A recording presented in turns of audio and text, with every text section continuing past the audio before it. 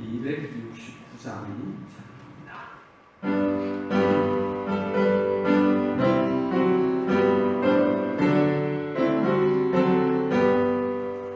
그 참혹한 십자가에 처하려 올린 뒤 샘물과 죄를 헐러서 죄에서 주시네.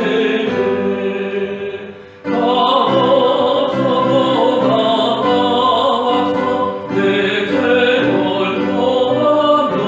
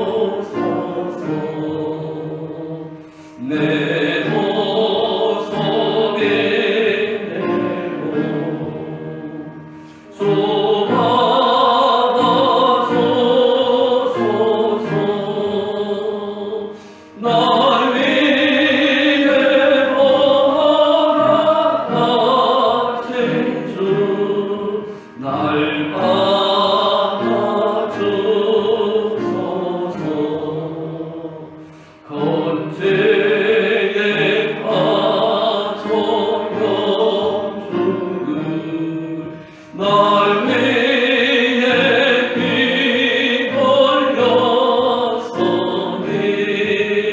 저 형상대로 비춰사 날 받아주소서.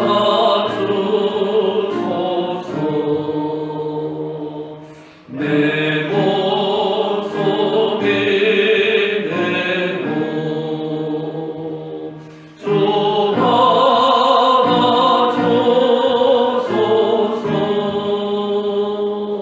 날 위해 돌아가신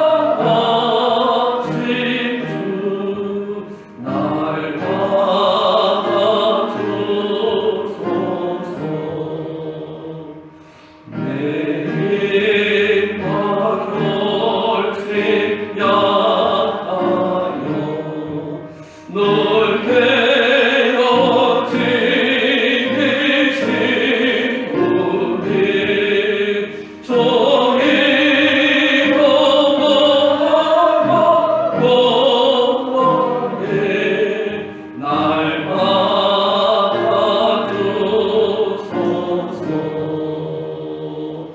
내 목소리 내고 좁아주소서.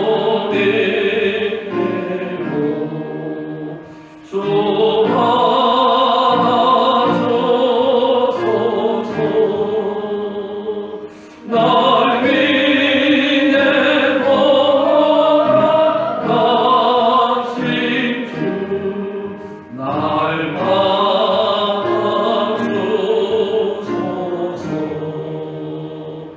내 주님 서신 앞에 나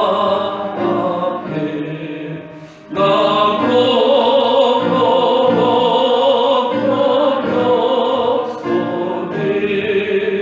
거거신 역사 이루게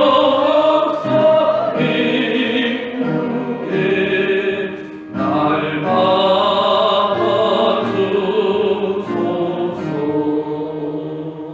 내 목소리 내고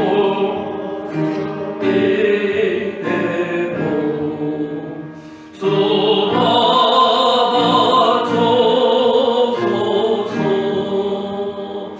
날 위해 돌아가신 주 날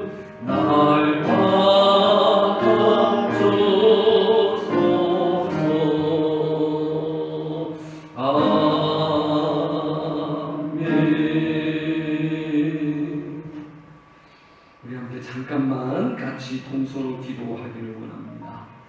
우리 기도할 때에 지금 우리나라 우리가 살아가는 대한민국 하나님께서 여러 약함 가운데서 구원해 주시고 또 회복시켜 주시고 무엇보다도 코로나 문제가 주 안에서 속히 해결되어서 또 교회가 예배가 주 앞에 아름답게 드려질 수 있도록 주여 은혜를 더하여 주옵소서. 더불어서 코로나 때문에 그리고 생명의 위기를 당하고 있는 분들이 많이 있습니다. 또 100명이 훨씬 넘는 분들이 돌아가시기도 하고 지금도 많은 분들이 생명의 위험을 당하고 있죠. 그분들을 하나님 깨끗하게 치유해 주시고 또 이를 위해서 앞장서서 헌신하는 많은 분들 하나님 힘내어서 끝까지 잘 감당하도록 하나님의 위로와 은혜를 더하여 주옵소서. 우리 이러한 믿음 제목 가지고 우리 한 3분 같이 기도합니다. 좋으신 아버지 하나님 감사합니다. 오늘 주 앞에 올라와 살아계신 하나님, 전능하신 하나님, 우리의 기도를 들으시고 그 기도를 따라서 역사하시기를 원하시는 하나님 앞에 예배하며 기도하기 위하여 이 제단에 올랐습니다. 여호와 하나님 아버지, 우리의 기도와 간구를 들으시는 하나님, 일상특별히 우리의 조국 대한민국을 위하여서 기도합니다. 경제가 정치가 하나님 어려운 어려움과 공포 가운데 있고 하나님 오늘 우리의 삶이 너무나 피폐해질 가운데 있습니다. 좋으신 아버지 하나님, 이 나라 민족을 다시 한번 주의 손 붙잡아주시고 주의 전능의 손에 아버지 붙잡으시사 하늘의 능력과 권세가 임하시어서 하나님 정치도 경제도 안정을 찾게 하시고 경제가 하나님 구원하는 역사가 일어나게 하여 주옵시고 그래서 아버지 삶의 여정에 여러 아버지 기업과 삶을 꾸려나가는 모든 주의 백성들이 모든 아버지 이 땅에 아버지 하나님 일꾼들이 하나님의 영광을 누리도록 주여 축복하여 주시옵소서. 여러 하나님 아버지 특별히 아버지 코로나를 하여서 여러 아버지 생명의 위기를 경험하고 많은 가정들이 아버지 슬픔을 당하고 아버지 이를 가져서 하나님 고해에서 복수하는 많은 일꾼들이 있습니다. 그것이 아버지 하나님 긍휼을 다하여 주시고 불쌍히 여겨주셔서 하나님의 위중한 중에 있는 이들을 하나님 치유하여 주옵소서. 그들을 돌아보며 애쓰고 있는 모든 노력심과 봉사자들을 하나님께서 세임 가운데 붙잡아 주셔서 하늘의 능력으로 주여 감당할 수 있도록 은혜를 구하여 주시옵소서. 하나님 속에 코로나 아직 보지 않은 시국과 해결되기를 소원합니다. 그래서 우리 일상이 회복되어지고 예배가 회복되어지고 하나님 앞에 나와 소지하며 주님 영광 누려가도록 주님 역사하여 주시옵소서. 어디 하나님이 방법이고 하나님이 아버지 구원자이시며 우리 하나님 안에 모든 능력과 권능과 권세가 해결이 있는 줄 믿사오니 주여 도와주시옵소서. 어디 우리 주님의 전성의 손이 그 권능의 손이 이 나라를 붙잡게 하시고 하나님의 이 문제를 해결하여 주시고 하나님의 회복과 영광이 있도록 주여 도와주시옵소서. 오직 주님이 아비십니다. 주님이 전능이십니다. 주님께서 이루시고 주님이 역사하시면 반드시 회복되어지는 줄 믿사오니 주여 은혜를 더하여 주시옵소서.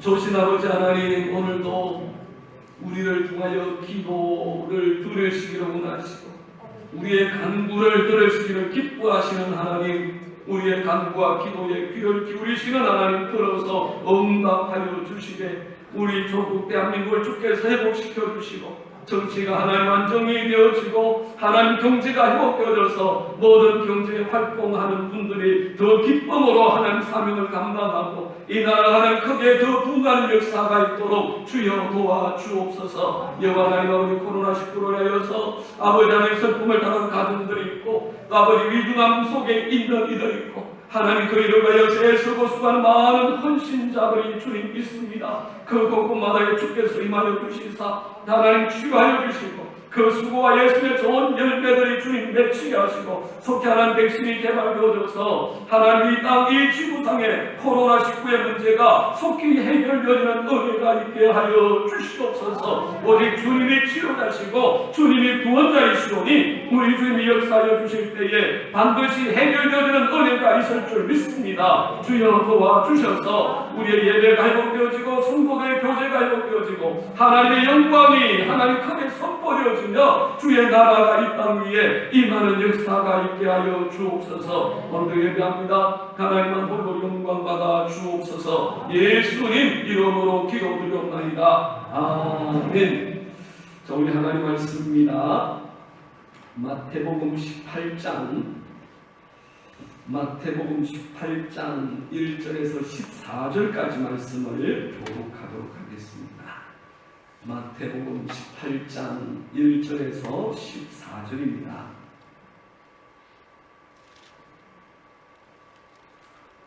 마태복음 18장 1절부터 14절 불편하더라도 마스크 하시고 1절부터 14절 천천히 교독합니다. 그때에 제자들이 예수께 나와 이르되 천국에서는 누가 크니까?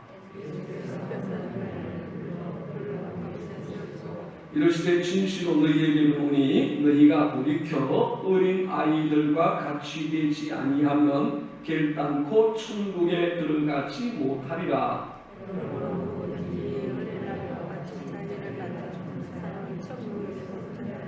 또 누구든지 내 이름으로 이런 어린 아이 하나를 영접하면 곧 나를 영접함이니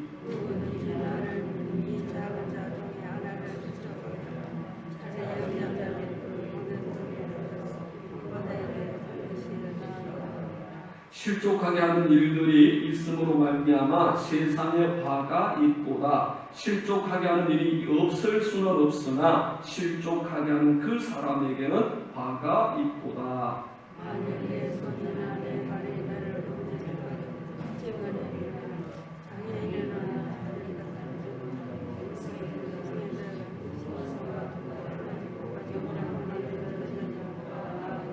만일 네 눈이 너를 범죄하게 하거든 에어버리라. 한 눈으로 영생에 들어가는 것이 두 눈을 가지고 죽골에 던져지는 것보다 나으니라.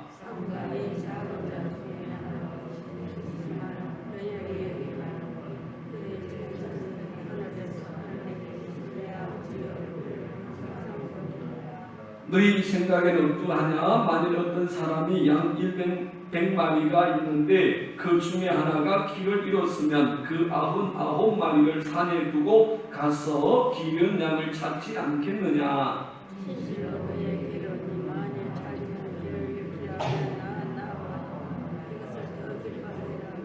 같이 읽습니다과 같이 작은 자 중에 하나라도 잃는 것은 하늘에 계신 너희 아버지의 뜻이 아니니라. 아멘. 자, 오늘 본문의 말씀은 우리가 살아가면서 우리의 문제죠. 우리가 지금 제일 중요하게 여기고 애쓰는 그 질문 하나를 제자들이 던지고 그 질문으로부터 오늘 말씀이 시작이 되어집니다. 그 질문은 누가 크냐? 누가 크냐? 물론 제자들이 질문한 내용은 천국에서 누가 크냐라는 거죠.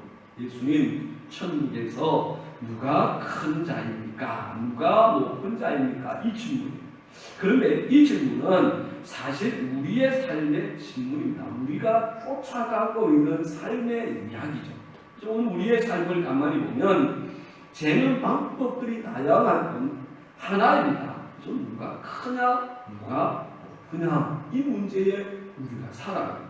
아닌데 라는 생각은 할 수 있지만 궁극적인 면에 들어가면 이 질문입니다. 이 여기에 대한 우리의 삶의 이야기입니다. 그게 인생사입니다. 여러분 예를 들어 보면 물질을 가지고 이야기하면 누가 물질을 많이 가졌느냐, 누가 물질을 적게 가졌느냐 이야기하는 거죠.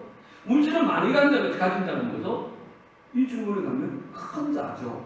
물질을 적게 가진 자는 작은 자입니다. 세상이 지금 그렇게 평가하잖아요. 그래서 물질이 많은 사람, 큰 자, 물질이 적은 사람은 작은 자예요. 낮은 자예요. 그뿐만 아니라 권력도 마찬가지입니다. 그 어떤 권력을 많이 가지고 있느냐, 그 사람이 많이 가지고 있으면 우리가 다 그 사람은 높은 사람이다, 성공한 사람이다, 큰 자다, 그렇게 말하거든요. 그럼 권력이 없고 권세가 없는 사람은 낮은 자인 것이고 그 사람은 큰 자가 아닌 작은 자가 되어지는 거죠. 지식이나 정보도 여전히 마찬가지입니다. 결국은 이 세상에 수식이나 방식은 차이가 있지만 다른 이야기지만 종국적으로 가면 누가 큰 사람이냐, 누가 높은 사람이냐는 문제예요. 그래서 누가 큰 사람이냐, 누가 낮은 사람이냐, 누가 가진 사람이냐, 가지 못한 자냐, 누가 높은 자냐, 누가 섬기는 자냐, 그 이야기가 오늘 세상의 역사도 세상의 이야기. 할 수만 있다면 높은 사람, 큰 자가 되기 위해서 늘 달려가고 부단히 애쓰고 노력하고 힘쓰는 삶이 실제로 저와 여러분의 삶입니다. 할 수만 있다면 영향 있는 사람 되자. 할 수만 있다면 높은 사람, 그리고 번째 있는 사람, 큰 사람이 되자. 이게 그거잖아요. 자녀들을 우리가 기르면서 양육하는 첫 번째 목적이 무엇입니까? 너 출세해야 된다. 출세라는 게 뭡니까? 높아지는 거죠. 큰 자가 되어지는 거죠. 그래서 세상의 모든 이야기는 결국은 이 제자의 질문과는 약간의 차이가 있지만 누구나가 다 지금 크냐 작으냐 높으냐 낮으냐 그 삶 속에서 치열하게 경쟁하고 살아가고 있는 삶이 바로 우리 인생의 삶이라는 거예요. 그 삶을 살아가고 있는 이 이야기 속에서 이 질문이 나옵니다. 오늘 그런 경쟁 속에서 예수님의 제자가 있습니다. 그 경쟁 속에서 지금 그 이야기가 질문이 나오면서 그 질문이 결국은 궁극적인 천국으로 흘러가지만 그 시작점은 이 세상의 이야기. 오늘 다른 마가복음이나 누가복음의 말씀을 보면 가버나움의 이 지점에서 제자들이 다툼이 일어났습니다. 제자들의 다툼이 다르면 이 질문이에요. 누가 크냐라는 거예요. 누가 크냐? 어느 나라죠? 그들이 꿈꾸고 생각하는 새 나라, 예수님이 이루시는 그 새 나라, 그리고 그 새 나라, 지금 천국이라는 이야기를 하고 있지만 궁극적인 그들이 말하는 천국은 세상적인 나라예요. 예수님 말씀했던 천국이 아니라 천국이라는 이야기를 예수는 계속 천국 이야기를 끊어도 천국에 대한 생각을 가지고 말하지만 궁극적으로는 진짜 그들이 추구하는 천국이 아니라 이 세상의 나라. 그 나라가 어떤 나라입니까? 로마라는 나라에 지금 이스라엘이 자기 유대 민족이 그저 지배당하고 있어. 나중에 70년이 되면 엄청난 로마의 디도 장군을 통해서 예루살렘이 완전히 초토화 되어지고 온 성이 무너지고 온 세계로 다 흩어져 버리는 일이 일어나는데 지금 AD 30년 되니까 한 40년 후에는 그런 일이 엄청나게 큰 환란이 이 이스라엘 예루살렘에 임하는 거예요. 지금 로마의 지배가 없는 거예요. 그들의 유일한 소망은 겁니다. 로마로부터 해방되었으면 좋겠다. 로마로부터 해방되어져서 새 나라가 이루어졌으면 좋겠다. 그게 그들이 메시아를 기다린 이유입니다. 하나님은 메시아를 보내신다 그랬는데 그런 정치적인 메시아가 아니었음에도 불구하고 유대인들과 이들이 지금 기다리는 왕 메시아는 정치적인 메시아.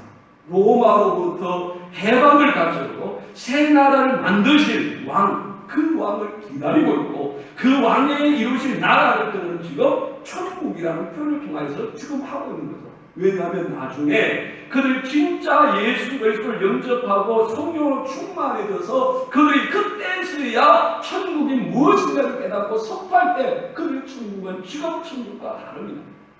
지금 그들이 추구하고 있는 천국은 그들의 생각 속에 있는 정치적인, 문화적인, 사회적인 로마로부터 지배당하는 나라의 해방이고 그 나라가 되어지면 예수님이 누가 됩니까? 왕이 되어지고 왕이 되어지면 우리 제자들입니다. 그럼 제자들이니까 우리도 한 자리를 해야 될 텐데 그때에 누가 더 높은 자리에 앉을 거냐 그 이야기를 제자들이 하고 있는 거예요. 누가 더 높은 자리에 누가 고위 관직이 않고 주요 요직에 앉아서 그 일을 할 거냐 그 이야기를 서로 간에 하고 오고 있는 겁니다. 그 속에서는 아마 예수님의 제자 중에 리더 그룹이 되어지는 베드로와 요한과 야고보 같은 경우에는 그래도 우리가 예수님의 특별한 사건마다 우리가 예수님과 동행하니까 우리가 아마 더 큰 요직을 맡게 될 테지라는 생각을 했을 것이고 나머지 9명의 제자들도 여전히 자기들도 예수님의 나라에서 뭔가 꿈꾸면서 그 이야기를 지금 하고 오고 있는 거예요. 그게 현재까지의 제자들의 관심사였어요. 그러다 보니까 그들은 그의 어머니 야고보와 요한은 그의 어머니를 통해서 예수님께 청탁까지 합니다. 예수님의 나라가 오면은 오른편에 우리 큰아들을 왼편에 우리의 작은 아들을 좀 앉혀주세요. 아들이 그 어머니를 통해서 청탁을 하는 일도 있었고 그것 때문에 심각한 그 알력이 생겨나서 제자들이 다투게 되어지는 일들까지 있었어요. 그들이 꿈꾸는 나라가 그런 나라는 거죠. 아직까지는. 그래서 성령을 경험하기 전까지 그들은 지금 그런 나라에 대한 소망과 그 꿈을 가지고 지금 다투고 있고 그 다투는 중에 결론이 나지 않습니다. 그래서 우리가 이 질문을 우리 진짜 왕이 되신 예수님께 보자. 예수님이 어떻게 생각하니 그분의 판단이 주되는 거 아니냐? 그분에게 물어보자. 그래서 오늘 본문 1절에 제자들이 예수께 나와 이르되 천국에서는 누가 크니까? 이런 질문하셨어요. 예수님이 몰랐을까요? 다른 말씀에 보니까 예수님 그들의 다툼을 아셨어요. 이 문제 가지고 왈구하는 것을 들으셨어요. 그러나 예수님은 그들 향해서 책망하거나 꾸중하지 않습니다. 그 천국에 대한 이야기를 하시는데 오늘 본문의 말씀 예수님이 한 아이를 그들 가운데 불러내시고 세워놓고 말씀하십니다. 오늘 3절 말씀 같이 읽어보겠습니다. 시작. 3절입니다. 시작. 이르시되 진실로 너희에게 이르노니 너희가 돌이켜 어린 아이들과 같이 되지 아니하면 결단코 천국에 들어가지 못하리라. 자, 이 말씀 보세요. 진실로 너희에게 이르노니 너희가 돌이켜 어린 아이와 같이 되지 아니하면 결단코 천국에 들어가지 못하리라. 제자들이지만 그들이 결단코 천국에 들어가지 못할 일이 있을 수 있다는 거죠. 그러나 그들이 천국에 들어갈 수 있는 조건을 예수님은 말씀합니다. 그들이 천국 누가 크냐는 뒤에 이야기하고, 천국에 들어가는, 먼저는 천국에 들어가는 것이 중요한데, 그 천국에 들어가기 위해서 선행 조건을 예수님 말씀하기를 돌이켜서 어린 아이와 같이 되지 아니하면, 선행 조건을 말씀하세요. 돌이켜서 어린 아이와 같이 되지 아니하면 너희는 제자라고 할지라도 결단코, 내가 결단코 말하는데 너희는 천국에 들어가지 못한다. 그 말씀을 하고 계세요. 제자들에 대해서 너희는 천국에 들어가지 못한다. 어떻게 하면? 이렇게 하지 아니하면, 그는 돌이켜서 어린 아이와 같이 되지 아니하면 천국에 들어갈 수 없다는 이야기는 무엇입니까? 우리에게도 마찬가지 아닙니까? 이 선별, 이 선행 조건이 충족되지 않는 한 우리 중에 누구도 천국에 들어갈 수 없다는 말씀과 같습니다. 이 문제가 해결되기 전에 그 문제가 무엇입니까? 돌이켜서 어린아이와 같이 되지 아니하면, 반드시 어린아이와 같이 되는데 그 앞에 나오는 단어가 돌이켜라는 돌이켜라는 말은 하나님의 은혜에 대해서만, 하나님의 은혜로만 가능한 마음의 변화인데, 이것을 참여나 중생을 이루는 전인적인 변화를 그래서 돌이켜라고 회개와 같은 말로 쓰고 있죠. 우리가 이 말을 중생 혹은 거듭남이라고 해요. 중생 혹은 거듭남. 요한복음 3장에서 니고데모가 예수님을 밤중에 찾아옵니다. 그리고는 예수님들을 향해서 말합니다. 진실로 진실로 내가 내게 이르노니 사람이 거듭나지 아니하면 하나님의 나라를 볼 수 없느니라. 거듭나지 아니하면 하나님의 나라를 볼 수 없다. 자, 그러자 니고데모가 대답하죠. 사람이, 예수님, 너희 그러면 어떻게 다시 날 수 있습니까? 두 번째로 어머니 모태로 들어가서 어떻게 날 수 있습니까? 그 이야기를 합니다. 그러자 예수님께서 대답을 하시죠. 진실로 진실로 내게 이르노니 사람이 물과 성령으로 나지 아니하면 하나님의 나라에 들어갈 수 없느니라.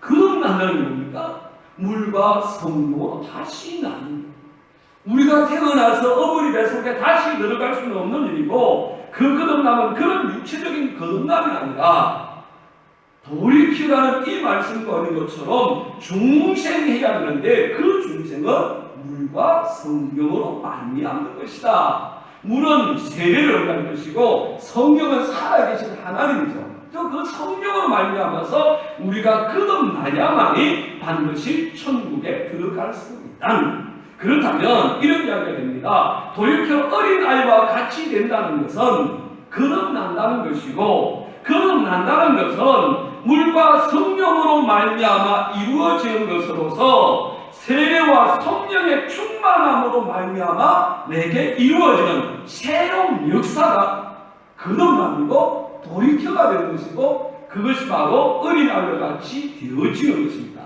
성령으로 말미암아 이거죠. 여러분, 사람은 의지적인 존재입니다. 좀 의지가 있어요. 내가 그래도 결정하면 나도 뭔가 이루어야지. 결단에 대한 의지력이 강합니다. 강한 사람일수록 대단히 그런 힘이 있습니다. 그런데 아무리 우리가 의지적인 존재라고 해서 나도 돌이키겠다, 내 의지를 가지고 돌이켰다고 생각해보세요. 잠시 잠깐 어느 정도까지는 우리가 그 돌이킴의 삶을 살아갈 수 있어요. 그래, 나도 예수 믿는 이름을 가졌는데 나도 좀 성화된 사람처럼 좀 거룩하게 살아야지. 나도 좀 달라지고 살아야지. 나도 좀 거룩한 모습 가지고 살아야지. 우리가 의지적인 결단을 가지고 할 수 있다는 거예요. 어느 정도까지는. 근데 그건 어느 정도까지지 우리의 구원에 참된 능력은 될 수가 없습니다. 우리의 중생은, 우리의 새롭게 되어지면 오직 성령의 능력으로 말미암는 줄 믿습니다. 성령이 우리에게 임하시고 우리가 그 성령의 충만함이 되어질 때 우리의 삶에는 이런 온전한 변화, 완전한 변화가 이루어져서 우리가 거듭나게 되어지고 중생한 사람이 되어질 수 있는 거예요. 그래서 성령이 우리 안에 들어와야 하고 그 성령이 우리 안에 충만해야 될 줄 믿습니다. 제자들의 삶을 보면, 예수님의 제자들의 삶을 보면 이 성령 받고 성령 충만함의 이전과 이후의 삶이 극명하게 차이가 납니다. 이전의 삶은, 성령 받기 이전의 삶은 오히려 육신으로 오신 예수님을 보았고 예수님과 함께 살았고 예수님의 부활의 소식도 받았고 그분도 확인했지만 성령이 그들 안에 충만히 임하기 전까지는 두려움 가운데 있었던 존재들입니다. 예수님을 눈으로 경험하고 손으로 만져보았지만 그들은 큰 두려움에 있었어요. 자기를 잡아놓을까봐 계산하여서 숨었습니다. 더 깊이 숨고 문을 잠그고 누군가가 자기를 알아볼까 봐서 두려움 가운데 있었고 염려 가운데 있었어요. 오늘같이 그들은 이익을 따지고 계산을 따지고 내가 어디 높은 자리에 앉을 거냐 그런 생각들을 가지고 살았던 사람들이 예수님의 제자였어요. 그런데 그들이 성령을 경험하고 성령이 충만해지자 그들의 삶은 완전히 180도 달라집니다. 잠겼던 문들을 열어 제쳤습니다. 그리고 예수를 전도하며 거리로 사람들을 만나러 나갑니다. 자랑스럽게 예수 그리스도의 십자가를 전도하며 자랑합니다. 공회원들을 만나는 것을 두려워하지 않습니다. 오히려 그 고난과 아픔의 능력을 받을 때마다 그는 오히려 더 자랑스러워했던 것이 제자들의 모습이었습니다. 그뿐만 아니라 그들은 순교의 자리까지도 절대로 두려워하지 않냐고 순교의 자리에서 기쁨으로 하나님을 찬양하며 그 영광을 누리게 되었습니다. 세상의 가치와 오늘 그들이 질문하고 있는 것처럼 누가 크냐는 질문 속에 있었다면 그들은 그 자리로 내려가지 못했을 거예요.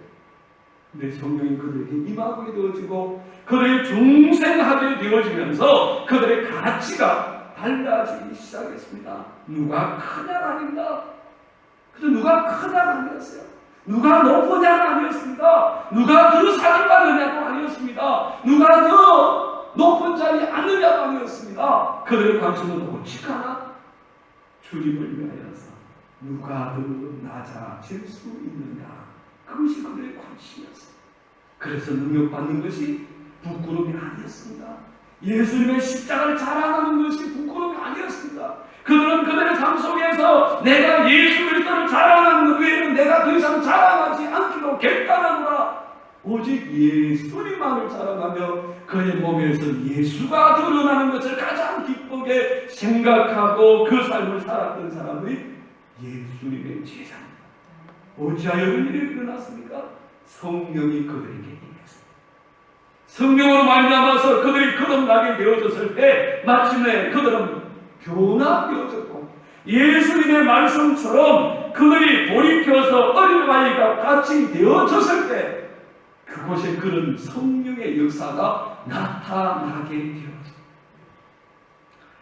예수님께서 말씀하시던 어린아이와 같이 된다는 것, 그래서 오늘 우리가 읽었던 3절 말씀에 돌이켜 어린아이들과 같이 되지 아니하면 결단코 천국에 들어가지 못한다, 그 말씀하셨는데 어린아이와 같이 된다는 것이 여러분 무엇입니까? 어린아이와 같이 된다는 것, 오늘 1절로 돌아가 보면 예수님의 눈에 비친 제자들의 모습은 누가 높으냐, 누가 권세가 있느냐, 누가 크냐 앞에 다투고 있는 제자들인 거죠. 다투고 있는 제자. 그 제자들 앞에 주님은 너희가 돌이켜서 이 어린아이와 같이 되지 아니하면 천국에 들어가지 못한다, 그렇게 말씀하셨어요. 돌이켜서 여러분 봤죠? 그러면 그 어린아이라는 게 과연 어떤 존재냐? 어린아이가 우리가 아는 모습은 너무나 다양하다. 그럼 예수님이 말씀하고 있는 그 어린아이는 어떤 모습이고 그 모델은 뭐냐? 아이들이 놀이터에 앉아서 놀고 있었습니다. 놀면서 이 아이들이 말씨름이 벌어졌어요. 누구의 아버지가 더 힘센 아버지냐? 아이들이 자기 아버지가 더 힘세다 이것 때문에 이제 말씨름이 벌어져. 한참 이야기하다가 한 아이가 딱 일어서서 말합니다. 우리 아버지는 소령이다. 소령 아시죠? 네, 맞습니다. 소령이다. 그랬어. 그래서 옆에 있던 아이가 자기가 탁 일어나더니 너 아버지 소령이냐? 우리 아버지는 대령이다. 소령 아버지가 피가 죽고 그 아들이 피가 죽어버렸어. 대령이 좀 어깨가 어색해졌죠? 그런데 옆에 또 한참 이야기하는 그 친구가 일어나더니 깔보면서 그럽니다. 우리 아버지는 별 2개짜리 장군이다. 그 피가 팍 다 죽어버렸어. 근데 하나이가 부시시 일어나더니 그가 그 한 말을 하는데 그 말이 이겁니다. 우리 아버지는 소령도 대령도 장군도 잡아가는 헌병이다. 헌병이 됐어. 네, 소령도 대령도 장군도 잡아가는 헌병이다. 그 헌병 앞에서 또 나 기가 팍 죽어버렸어. 장군도 잡아간다고 그러니까. 그래서 잡혀가는 게 아니면 헌병은 꼼짝도 못하는데 하여튼 잡혀간다니까 그냥 막 기가 팍 죽어. 저 옆에 있었던 아이가 한마디 합니다. 너희들 그러냐? 우리 아버지는 헌병도 가져가는 고물잠수다. 헌병도 가져가는 고물잠수다. 여러분 우스운 이야기지만 어린아이들의 특징을 보여주는 이야기입니다. 어린아이들의 믿음, 그 아이들은 꾸밈이나 가식이 없습니다. 단순합니다. 순수합니다. 자신의 어떤 이득이나 이권을 생각하지 않습니다. 그냥 그들이 보고 그들이 아는 대로 그들이 믿는 대로 말하고 거기에 멈춰 서 있는 사람이 어린아이입니다. 여러분 오늘 본문의 4절의 말씀에 보면 예수님이 말씀하시는 어린아이와 같이 되지 아니하면 천국에 들어가지 못한다. 돌이켜서 라고 말씀은 어린아이에 같이 된다는 것. 그 어린아이가 뭔가 4절에 나와 있어요. 4절 말씀 같이 읽습니다. 시작. 그러므로 누구든지 이 어린아이와 같이 자기를 낮추는 사람이 천국에서 큰 자니라. 자, 어린아이와 같이 너희가 돌이켜서 중생 되어져서 어린아이 같이 되지 아니하면 지금처럼 누가 크냐 누가 높으냐 거기에 매달려서 그 삶을 살아가면 너희는 결단코 천국에 못 들어간다. 말씀하셨던 그 하나님이 어린아이와 같이 되지 아니하면 어떤 어린아이인가? 4절에 자기를 낮추는 어린아이. 그래서 어린아이의 모습은 다양합니다. 우리가 상상을 뛰어넘는 아이들의 강도함도 있고요. 그저 악함도 있고요. 어떻게 저 어린아이에게서 저런 생각이 나고 저런 말이 나오고 저런 행동이 나올 수 있을까? 깜짝 놀라지만 예수님께서 보시는 그 어린아이의 모습은 자기를 낮추는 겸손의 모습, 겸손의 특징, 어린아이의 특징 중에 이 겸손의 자기를 낮추는 것에 예수는 초점을 두면서 우리에게 어린아이와 같이 되지 않으면 천국에 못 간다는 그 뭐죠? 우리가 천국에 가기 위해서는 들어가기 위해서는 겸손한 자가 되어야 된다. 자기를 낮추는 겸손한 자가 되야 되는데 그 겸손은 돌이켜야만이 중생해야만이 성령 충만해야만이 이 일은 감당할 수 있는 아무리 오랜 열불이 있다 해도 안 됩니다. 성령이 우리 안에 들어오셔서 우리가 거듭나시고 변화되어질 때 그때서야 진짜 우리가 어린아이로 비유되어질 이 낮아짐과 겸손의 삶을 살아갈 수 있습니다. 우리 안에 이 요소가 기워지지 않는 한 우리는 3절 말씀을 분명히 기억해야 합니다.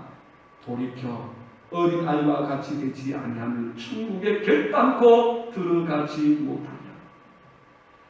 여러분 결국은 예수님이 말씀하고 있는 어린아이 천국에서 큰 자는 겸손한 자입니다. 자기를 낮추는 사람. 어린아이들은 그들이 어리면 어릴수록 그의 존재의 의미는 오직 하나 부모에게서 찾습니다. 아이가 자라가면서 이제 점점 누가 보이는 거죠? 부모가 보이는데 어떤 부모가 힘없고 약한 부모가 보이면서 이제 스스로 살아가려고 하고 사회를 읽어가면서 부모를 의존했던 그 모든 의존들이 사실은 점점 작아지면서 이제는 자기의 삶을 살아가게 되죠. 근데 그때까지는 철저하게 부모님 품에 있어야 안심이 되어지고 평안을 얻습니다. 부모님이 그 부모님의 품에 그의 생명이 되어요. 자기 자신이 아니라 어머니와 아버지가 되어지는 부모가 자기의 생명 같은 때가 어린 아이들에게는 있습니다. 어린 아이들에게 제일 많이 듣는 말 중에 나 못해, 엄마가 해줘, 아빠가 해줘. 우리 어른의 입장에서는 이놈이 지가 할 수 있음에도 이놈이 나를 놀리나 그 마음도 들 수 있지만은 아이의 입장에서는 엄마가 해줘, 아빠가 해줘야는 말은 이 말은 결코 아빠나 엄마를 시켜먹는 어린아이의 고도의 작전이 아니다. 그 어린아이일수록 그 어린아이에게 부모는 절대적인 존재, 그 절대적인 존재. 그래서 아무리 험악한 상황이 주어진다 해도 어머니 품에 있기만 하면, 아버지 품에 있기만 하면 아무런 두려움도 없습니다. 그곳이 바로 천국입니다. 그것이 천국이에요. 설사 그의 부모가 아무것도 할 수 없는 힘없는 사람일지라 할지라도 그 아이는 그때까지만 해도 그 부모는 하나님이고 전능자이고 모든 것을 알 수 있는 천하장사이고 전능한 신과 같이 그 아이에게는 여겨집니다. 그래서 그 아이는 자기 부모와 비교하면 자기 부모가 아무 잽도 안 되지만 아무리 큰 사람이 있어도 부모 앞에서는 큰 소리를 치고 위협하기도 하고 그렇게 할 수 있는 게 내 뒤에 있는 어머니는, 내 뒤에 있는 아버지는 전능하신 신과 같이 느껴지기 때문에 그분만이 있으면 천국이 되는 것이고 그분만 있으면 주눅들 것이 아무것도 없는데, 그런데 나중에 알아가면서 보니까 그게 아니구나 알게 되어지면서 그저 좀 그래지죠. 종종 아이들이 이런 일이 있어서는 안 되지만 종종 버려지는 아이들이 있습니다. 부모님들이 버려. 가만히 가죠. 너 다른 데 가지 말고 여기 가만히 있어라. 너 여기 가만히 있어야 돼. 그리고 부모가 떠나요. 시간이 1시간이 흘러도 그 자리를 지킵니다. 2시간이 흘러도 그 자리를 지킵니다. 화장실 가고 싶어도 가지 않고 그 자리를 지킵니다. 4시간이 5시간이 날이 어두워도 그 자리를 지킵니다. 신고가 들어와서 경찰이 와서 얘야 파출소로 가자. 그래도 그 아들은 그 자리를 지키고 합니다. 왜? 어머니가 아버지가 너 이곳에 있어야 돼, 너 이곳에 있어라 라는 말을 하셨기 때문에. 그래서 그 이상의 다른 생각이 없습니다. 자기를 버렸다. 또 다른 생각, 그런 어떤 것이 아무도 없습니다. 오직 하나 부모의 말이 그에게는 생명 같고 그것을 지키고 그곳에 그 자리를 지키고 있는 거예요. 뿐만 아니라 어린 아이들은 순수해서 자기를 과대 포장하지도 않습니다. 꾸밈도 없습니다. 계산도 없습니다. 언제나 솔직함이 있고 있는 그대로 본 그대로를 말합니다. 그리고 가르침의 단순함으로 믿고 배우게 되어지는 것이 그 아이들의 모습입니다. 아이들이 어릴 때에 제일 말을 잘 듣는 분이 유치원 선생님입니다. 아무리 부모가 말을 안 듣는데 유치원 딱 보내서 이야기하는 선생님이 딱 한마디 하면 그날부터 다 따라하시기 시작합니다. 그 다 받아들이고 그게 하여튼 거기에 순종하면서 제일 말을 잘 듣습니다. 그러다 보니까 부모들이 때때로 낭패를 만날 때가 있어요.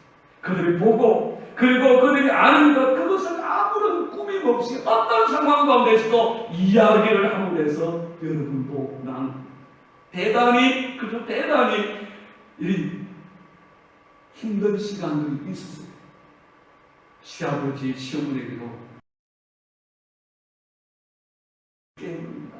옆집에 사람들, 유치원 선생님, 아이들에게도 다 이야기하면 그게 뭔지도 모르면서 그냥 본대로 이야기합니다. 더하지도 아니고 빼지도 아니고. 그것이 아이들의 모습입니다. 여러분, 결국 하나님 앞에 우리가 돌이켜서 어린 아이와 같이 된다는 것은 더 이상 어른들의 특징인 대상과 속임과 이익과 욕심과 욕망의 삶에서 돌이켜서 어린아이들처럼 오직 하나님의 뜻에 절대 수록하고 그분의 보호 아래에서만 내 삶에 의미가 있음을 알고 그분만을 구하는 삶, 그 삶으로 돌아가야 하고, 그렇게 돌아가는 것이 어린아이가 가지고 있는 그 특징, 자기를 낮추는 자, 겸손의 특징이고, 그렇게 돌아가야만이 하나님의 나라에도 들어갈 수 있을 뿐만 아니라 하나님의 나라에서 큰 자가 되어진다 라고 말씀합니다. 미국에 존이라는 아이가 있었습니다. 그가 다니던 교회가 새롭게 성전을 건축하기로 했어요. 근데 이 이 재정이 만만치 않아서 목사님이 걱정을 많이 했고, 그 걱정하는 모습을 이 존이라는 아이가 보았습니다. 그는 가정 형편이 참으로 어려웠습니다. 그래서 학교를 못 가고 그는 벽돌 공장에서 매일매일 조금의 월급을 받으면서 그 일을 하는 아이였습니다. 목사님이 걱정하고 교회를 지어야 되는데 그 걱정하는 모습을 보며 이 아이는 벽돌 공장에서 받는 월급을 받아서 그 벽돌 공장의 벽돌을 다 사왔습니다. 다 샀던 게 다가 아니면 몇 개나 되겠어요. 그 아이가 받는 그 벽돌을 가지고 교회의 성전을 위해서 그가 공헌했습니다. 그것이 결국 온 성도들에게 알려져서 온 성도들이 힘을 내서 그 아이가 했던 헌신을 바라보면서 그들도 깨닫게 되어졌고, 아이의 그 작은 헌신, 어른의 입장에서 보면 이 아이가 받는 그 월급으로 사온 그 벽돌이라면 몇 장 되지 않았을 것이고, 아무도 그 벽돌이 큰 건축에 큰 보탬이 될 것이라고 생각하지 않았습니다. 우리 어른은 그렇겠죠? 이렇게 뭐가 되겠어? 이 벽돌 몇 장 가지고 교회 가셔야지겠어? 차라리 안 하는 게 낫지. 이게 무슨 도움이 되어지겠어? 나 몰라. 그게 어른의 생각이었어요. 계산해보니까 수십억의 재정 들어가는데 겨우 벽돌 20장, 30장 가지고 이 나 부끄러워서 뭘 할 수 있겠어? 이게 무슨 기적을 이루고 무슨 일을 만들어내겠어? 어른의 입장에서는 결국 포기하는 일이 되어질 거예요. 그런데 그 아이는 그렇지 않습니다. 그가 할 수 있는 게 그것이 벽돌 20장이든 10장이든 그가 한 달 동안 애써서 모은 돈으로 그 벽돌을 사와서 하나님 앞에 들고, 목사님, 제가 드릴 수 있는 성전 건축의 벽돌입니다. 내어놓는 작은 헌신 하루만 할 수 있는 그 아이의 헌신이 결국은 그 교회를 이루는 역사가 되어졌습니다. 여러분, 겸손은 무조건 낮아지는 것을 의미하지는 않습니다. 진정한 겸손은 어린아이와 같이 자기를 낮추는 것이지만 그 낮추는 뒷면에는 하나님을 경배하고 높이는 일이 있어요. 누구나가 다 자기만 낮추고 천국 간다면 그 일은 절대 일어나지 않습니다. 우리의 낮아짐에 이유가 있습니다. 내가 낮아지고 내가 겸손해지는 것은, 내가 어린아이와 같이 되어지는 것은 나를 통해서 높아지는 하나님의 영광이 있기 때문입니다. 우리가 어릴 때에 시소를 많이 배웠어요. 그 시소는 반대적이죠. 내가 올라가면 반대가 내려가야 합니다. 내가 내려가면 위가 올라갑니다. 상대가 올라갑니다. 우리가 어린아이같이 나를 낮추고 그 낮아짐으로 주님을 경배하면 그분이 높아지십니다. 그 높아지신 분은 우리에게 이런 약속을 합니다. 주 앞에서 낮추라. 그리하면 주께서 너희를 높이시리라. 그러므로 하나님의 능하신 손 아래에서 겸손하라. 때가 되면 너희를 높이시리라. 여러분, 우리가 높아지려면 얼마나 힘들겠어요. 네, 높아짐. 그분이 높이시기 시작하면 그 높아짐은 형용할 수 없는 위대한 역사로 나타나게 될 줄 믿습니다. 어린아이같이 자기를 낮추는 자가 천국에 들어가고 그런 자가 천국에서 가장 큰 자다. 이 사실을 가슴에 담으시면서 우리 삶 가운데서 주의 역사를 가는 우리 모든 성도의 삶이 되시기를 축복합니다. 사랑해 주님 고맙고 감사합니다. 오늘 천국에서 가장 큰 자, 또 천국에 들어가는 자, 우리의 궁극적인 목적이 천국에 가는 것인데 우리가 어떻게 해야 천국에 갈 수 있는지 주의 말씀을 통해서 보았고, 그 천국에 갔을 때에도 어떤 사람이 천국에서 가장 높은 자, 큰 자인가를 주의 말씀을 통해서 받았습니다. 우리 안에 이 은혜가 있도록 축복해 주옵소서. 예수님의 이름으로 기도드리옵나이다. 아멘. 앞뒤 정면의 분들과 인사합니다. 자녀는 사람입니다. 은혜의 사람입니다. 짱입니다. 자, 우리 교회 소식 말씀을 드리고요. 다른 건 참고해 주시고, 다음 주일까지 우리가 11시에 그리고 또 연세하는 분들, 또 애기 있는 분들은 가정에서 함께 라이브 방송으로 동참하는 예배를 드리도록 하겠습니다. 자, 이제 우리 제가 축도하고 마치도록 하겠습니다. 우리의 생명 되시고 구원 되시며 우리의 영원한 영광 되신 예수 그리스도의 크신 은혜와 하나님 우리 아버지의 극진하신 사랑과 성령의 교통하심과 축복하심, 오늘 하나님의 나라 천국을 상속받고 영원한 하나님의 나라에 들어가 영생 얻어야 될 주의 자녀로서 있는 우리들, 다시 한번 주의 말씀을 통해서 천국에 들어갈 수 있는 방법, 그리고 천국에서 가장 큰 자의 말씀을 나누었습니다. 우리 안에 이 은혜가 있게 하시되 날마다 주 안에서 더 낮아지고 낮아져서 주님이 그 낮아지심을 통해서 더 높아지고 더 영광스러운 삶의 역사가 있는 우리의 삶이 되게 하여 주옵소서. 이제 우리의 영혼, 우리의 삶 가운데 능력과 권능과 권세로 임하시어서 이루시고 성취하시는 하나님의 크신 은혜와 역사가 우리 사는 모든 성도들과 가정, 그리고 주 앞에 기도하며 간구하는 제목들 위에 이제로부터 영원토록 함께 하시기를 간절히 축원하옵나이다. 아멘.